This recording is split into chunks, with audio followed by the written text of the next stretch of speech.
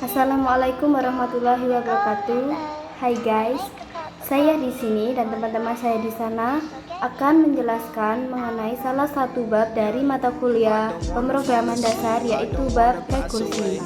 Jadi nanti bakalan ada beberapa contoh program, yaitu 5 contoh program yang berbeda yang menjelaskan mengenai penerapan dari rekursi.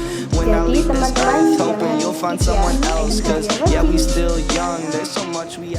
rekursi adalah suatu proses di mana salah satu langkah dalam prosedurnya dapat mengulang atau memanggil dirinya sendiri.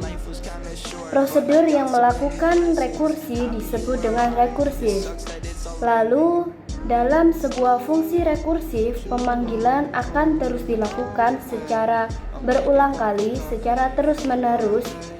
Biasa kita menyebutnya dengan perulangan atau looping. Karena adanya perulangan, maka harus ada di mana suatu kondisi dapat mengakhiri proses itu. Pemanggilan prosedur akan terus terjadi sampai batas nilainya sama dengan 0. Jika tidak, maka proses itu tidak akan pernah berhenti dan memori yang digunakan sudah tidak dapat memuatnya lagi, atau terjadi stack overflow. Hal itu menjadi salah satu kelemahan dari rekursi. Lalu bagaimana cara menanganinya? Tentunya programmer harus memastikan bahwa proses rekursi akan selesai pada suatu kondisi. Jadi programmer ketika membuat sebuah program harus memastikan bahwa rekursi itu akan berhenti pada suatu kondisi. Lalu bagaimana penerapan dari rekursi ini dalam sebuah program? Mari kita simak. Assalamualaikum warahmatullahi wabarakatuh. Nama saya Wahyu Triningsih, NPM 1908-1010025. Dan di sini saya akan menjelaskan sedikit tentang program saya. Baik, langsung saja. Integer M dan N. M ini adalah input dan N ini adalah hasil. Yang dimana sini cara kerja programnya yaitu misalkan kita mempunyai nilai 2. Kemudian 2 memanggil rekursif dengan nilai argumen 2 rekursif M. Kemudian di sini nilai 2 dari variabel M fungsi main dimasukkan ke fungsi rekursif sebagai N. Kemudian jika masuk ke if, kemudian jika N lebih dari 0, maka kita N. Dan di printf, masuk ke printf, selama N lebih dari 0, fungsi rekursif memanggil rekursif N-1. Contoh gini, N sama dengan 2, maka N minus rekursif dalam kurung 1, dan kembali ke atas lagi, ke atas sini, di sini. Kemudian N sama dengan 1. Lanjut ke printf. Di printf ini, karena N lebih dari 0, maka kita N. Dan di sini selanjutnya 1 minus rekursif 0 dan kemudian kembali ke atas, kembali lagi ke sini. Di sini N sama dengan 0, kemudian langsung masuk ke else, di mana else ini langsung keluar dari fungsi rekursif. Kenapa 0 jika kita mengetikkan 0 langsung keluar dari fungsi rekursif, karena di sini kita menulisnya n atau nilai yang kita masukkan itu dia lebih dari 0. Jadi kalau misalkan kita memasukkan nilai 0, maka otomatis akan keluar. Coba kita jalankan programnya. Seperti ini, kita coba masukkan angka 3. Maka outputnya adalah angka 3 sampai dengan angka minimalnya adalah 1. Kemudian kita coba lagi masukkan angka 0. Apakah benar langsung keluar? Ya, langsung keluar. Jadi seperti itu cara kerjanya. Dan mengapa saya bikin program yang sederhana? Karena saya ingin terutama saya sendiri memahami betul apa fungsi rekursif ini sendiri. Dan begitu penjelasan dari saya. Bila ada kata atau yang kurang berkenan atau yang salah, mohon dimaafkan. Assalamualaikum warahmatullahi wabarakatuh. Nama saya Elsa Febriantika, NPM 028 dari kelas paralel E. Di sini saya sudah membuat program pemangkatan dari sebuah bilangan, tentunya menggunakan fungsi rekursif. Jadi langsung saja kita run terlebih dahulu. Masukkan sebuah bilangan, saya masukkan 2 dan pangkatnya 4. Hasil bilangan 2 pangkat 4 adalah 16. Benar, 2 kali 2 kali 2 kali 2 adalah 16. Lalu bagaimana fungsi rekursif ini berjalan? Jadi di sini pada fungsi pemangkatan sebuah bilangan terjadi perulangan if else, di mana if jika b-nya sama dengan 0 maka akan mengembalikan nilai 1, dan else-nya jika tidak maka return a kali bilangan. Di sini sebagai rekursif pemanggilan dirinya sendiri secara berulang kali sampai memenuhi syarat, yaitu b sama dengan 0. Mari kita gambarkan, saya gambarkan terlebih dahulu. 2 pangkat 4 sama dengan 2 pangkat 4 sama dengan 2 kali 2 kali 2 kali 2.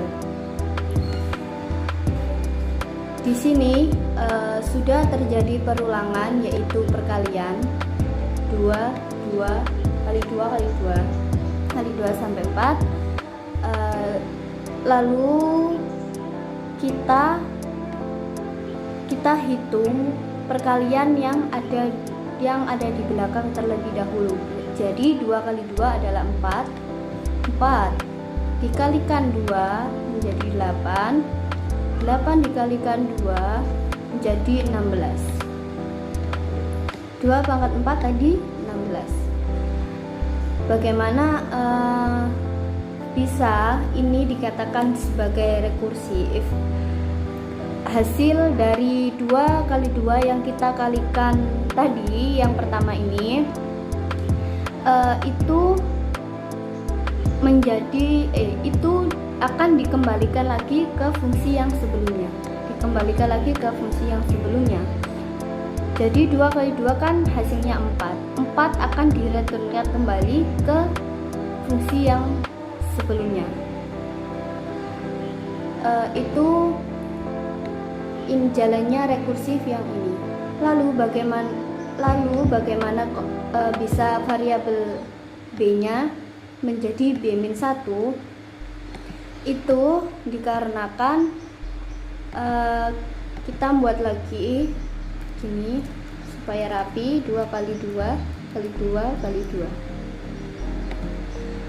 2 kali 2 ini a, b. A sebagai bilangan dan B sebagai pangkatnya. Kita membuat fungsi yang pertama. Jadi A pangkat B. A-nya 2. Pangkat 4. 2 pangkat 4. Lalu Kenapa kok B-1? B-1 ini ya, jadi kan tadi udah 2 pangkat 4, B nya dikurangi 1 menjadi ini saja, menjadi 2 pangkat 3. Begitu seterusnya, 2 pangkat 2, 2 pangkat 1, dan 2 pangkat 0. Jadi 2 pangkat 0 ini 2 pangkat 0, B nya sudah B sama dengan 0 yang mengembalikan nilai 1. Begitu.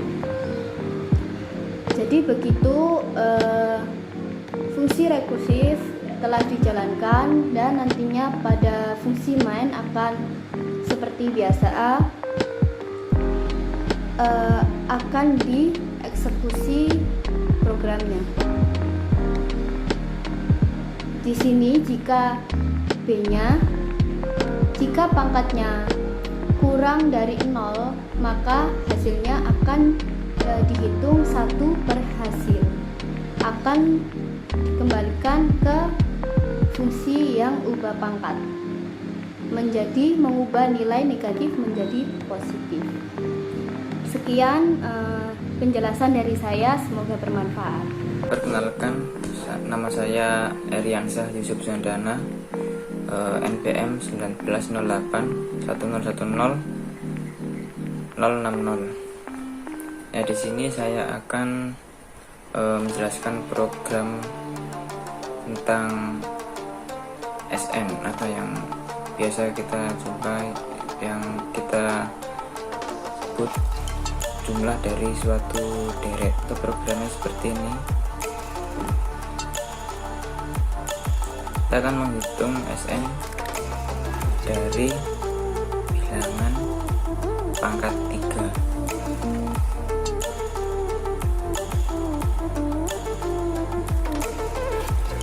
Seperti ini programnya. Langsung saja saya jelaskan. Ini adalah fungsi utamanya, dan atas ini adalah fungsi kedua atau fungsi untuk penghitungan. Ini adalah fungsi rekursif ya teman-teman. Fungsi yang dapat membantu dirinya sendiri. Gitu. Langsung saja saya jelaskan. Ini kita gunakan integer n untuk deklarasi nilai n. Dulu ini ada printf nilai n, scanf, ini memasukkan nilai n ya teman-teman. Lalu di sini printf sn sama dengan persen d hitung n. Nah, ini berarti outputnya dari semua hitungan ini, hitung n. Nah, hitung, lalu kita pergi program untuk menyelesaikan perhitungan ini, program ini. Nah, jika pertama if n sama dengan 1 return 1, maksudnya jika tadi kita masukkan nilai n ini sama dengan 1, maka langsung outputnya keluar 1 seperti itu. Berarti kan langsung hitungannya langsung berhenti di angka 1 sendiri itu. Nah, jika nilai n tadi kita masukkan adalah tidak ada 1, maka dihitung seperti ini, hitung n min 1. Jika berarti misalnya itu n nya itu kurang berapa, dikurangi 1 terus sampai n sama dengan 1. Lalu pangkatnya n 3, pangkat 3 ini langsung pangkat ini memanggil hitungan ini. Pangkat integer key, integer r sama dengan 0 return 1. Jika r nya 0 langsung keluar 1. Jika tidak, maka menghitung dari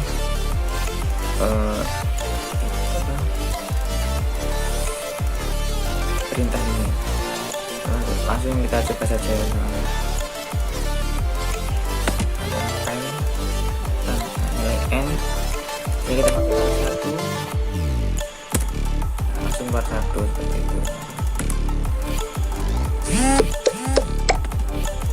Kita coba lagi nilai yang lain, misalnya 5 ya, buat seperti itu lagi. Kita coba lagi nilai 9 ya, langsung seperti itu ya. Saya kira cukup dari saya. Terima kasih. Assalamualaikum warahmatullahi wabarakatuh. Perkenalkan, saya Siti Zuhratun Nafiatur Rohmah, NPM 19081010067 dari kelas pemrograman dasar paralel E. Di sini saya akan menjelaskan suatu program yang menggunakan fungsi rekursif. Fungsi rekursif adalah fungsi yang dapat memanggil dirinya sendiri. Fungsi ini sangat berguna ketika programmer membuat program yang sangat besar, tetapi juga memiliki kelemahan, yaitu dapat menyebabkan stack overflow, yakni stack atau memori yang digunakan sebagai pengalokasian ketika memanggil suatu subroutine tidak lagi dapat digunakan untuk fungsi rekursif karena memori sudah penuh. Nah, di sini program yang saya buat adalah program untuk menghitung faktor persekutuan terbesar atau FPB menggunakan fungsi rekursif seperti pada latihan soal yang diberikan Bu Retno pada pertemuan ke-9. Nah, di sini pola-pola untuk menentukan FPB itu sudah diberikan, ada 3 pola. Kita tinggal memasukkan ke programnya saja. Nah, kita masuk ke program. Kita awali dengan mengetik include stdio.h seperti biasa untuk memanggil fungsi printf dan scanf. Kemudian kita buat sebuah subroutine. Di sini subroutine-nya namanya FPB dengan parameter integer x, integer y. Saya di sini menggunakan Pascal by value. Nah, di sini seperti biasa kita deklarasikan dulu variabelnya, variabel hasil koma sisa bagi itu dia tipenya integer. Lalu kita masukkan untuk pola yang pertama. Pola yang pertama FPB x, y sama dengan y jika y kurang dari sama dengan x dan sisa bagi antara x, y itu sama dengan 0. Kita masukkan di sini. Di sini ada persyaratan if jika y kurang dari sama dengan x dan x modulus y sama dengan 0 seperti ini, ada syaratnya, maka hasilnya sama dengan y. Hasilnya y ini kita masukkan ke sini. Nah, di sini kita return hasil. Jadi nanti yang dipanggil adalah hasilnya. Lalu untuk pola yang kedua, FPB x, y sama dengan FPB x, y jika x kurang dari y. Nah, di sini kita masukkan ke programnya. Else if syaratnya x kurang dari y, maka hasilnya sama dengan FPB x kurang, y. FPB x, y. Ini kalau kita return hasil. Dan untuk pola yang terakhir, untuk keadaan yang lain, FPB x, y sama dengan FPB y, sisa bagi antara x, y. Nah, di sini else kita hitung dulu sisa baginya itu bagaimana, maka sisa bagi sama dengan x modulus y. Lalu hasilnya FPB y, sisa bagi. Lalu kita return hasil. Nah, fungsi subroutine yang di dalamnya ada fungsi lagi, yakni fungsi pengulangan if else, itu disebut sebagai fungsi rekursif. Nah, jadi dapat kita artikan bahwa fungsi rekursif adalah fungsi di dalam fungsi. Ini adalah fungsi rekursif untuk menghitung FPB-nya. Lalu untuk menghitung FPB kita membutuhkan nilai. Jadi kita masuk ke proses kedua seperti biasa, kita in main, kemudian di dalam prosesnya kita deklarasikan dulu variabel a, b dan hasil itu tipenya integer. Lalu kemudian kita tampilkan di screen, masukkan bilangan pertama, kita perintahkan user untuk memasukkan nilai bilangan pertama, lalu nilainya kita simpan di variabel a. Lalu kita printf lagi, kita perintahkan lagi untuk memasukkan bilangan kedua, kita masukkan dan disimpan di variabel b. Lalu untuk menghitung hasil FPB-nya, kita tidak lagi untuk menulis rumusnya, rumus FPB kita cukup memanggil call by value dari fungsi rekursif yang sudah kita buat ini. Lalu kita panggil dengan nilai yang kita inputkan, nilainya a, b. Nah, kemudian kita tampilkan seperti biasa, lalu kita return 0. Kita coba, programnya tidak ada yang error. Kemudian di sini saya sudah membuat perhitungan FPB secara manual. Kita coba yang pertama 30, angka 30 dan 20 hasilnya adalah 10. Benar. Lalu kedua 20 dan 12 hasilnya harusnya 4. Lalu yang terakhir 60 dan 48 hasilnya adalah 12. Nah, demikian yang dapat saya sampaikan. Apabila ada kesalahan dalam menjelaskan, saya mohon maaf. Wassalamualaikum warahmatullahi wabarakatuh. Assalamualaikum warahmatullahi wabarakatuh. Nama saya Dito Yusuf Sasputra, NPM 19081101066 angkatan 19. Dan di sini saya ingin menjelaskan tentang materi UAS saya, yaitu kelompok saya, yaitu rekursif. Jadi di sini saya akan menyontohkan rekursif dengan contoh program, yaitu menjumlahkan seluruh digit yang Anda masukkan. Jadi pertama-tama saya in variabel jumlah digit, in n, static in jumlah sama dengan 0. Di sini saya memilih static in soalnya karakteristik static in itu menyimpan variabel terakhir yang dimasukkan secara permanen.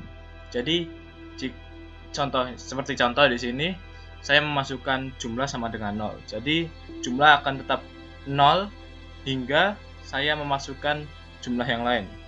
Mungkin semisalnya di bawah nanti saat dia di bawah in main ini nanti saya ganti jumlah menjadi 5. Maka static in akan memilih 5, akan memilih variabel yang baru dan akan menyimpannya sampai seterusnya 5 terus. Di sini ya static jumlah sama dengan 0 untuk pertama-tama. If n lebih dari 0, n itu nanti jumlah digitnya, jumlah plus sama dengan n persen 10, jumlah digit n per 10. Di sini saya hanya menambahkan digit untuk ke jumlah. Jika tidak, maka return ke jumlah. Jumlahnya 0. Maka ya sudah tahu dari sini program ini hanya berlaku untuk angka yang positif. Jadi jika Anda memasukkan angka negatif akan kembali ke 0. In angka jumlah. Nah, ini saya memasukkan variabel angka yang baru dan variabel jumlah seperti yang di atas. Printf masukkan angka, scanf angka, ini tempat memasukkannya angka, ini rumusnya jumlah sama dengan jumlah digit kurung angka. Printf jumlah seluruh digit adalah jumlah. Nah, saya coba eksekusi.